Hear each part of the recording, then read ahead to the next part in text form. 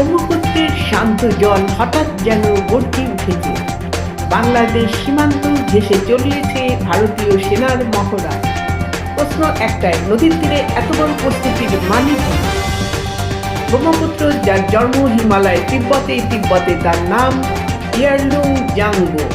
চীন সেখানে এখন তৈরি করছে বিশ্বের অন্যতম বৃহৎ বাঁধ, এবং সেই জল প্রবাহিত হয় ভারতের আসাম হয়ে বাংলাদেশে। চীন যদি সেই জলের প্রবাহ নিয়ন্ত্রণ করে, তাহলে কি হবে ভারতের উত্তর পূর্ব ও বাংলাদেশের ফসলভূমির ভবিষ্যৎ? ঠিক এই প্রশ্নের মাঝেই ভারতীয় সেনা এখন ব্রহ্মপুত্র তীরে প্রস্তুতি নিচ্ছে। এই মহড়া কেবল যুদ্ধের নয়, এটা এক ধরনের জল কূটনীতির বার্তা যে ভারত প্রস্তুত নিজের জল, মাটি ও সীমান্ত রক্ষার জন্য।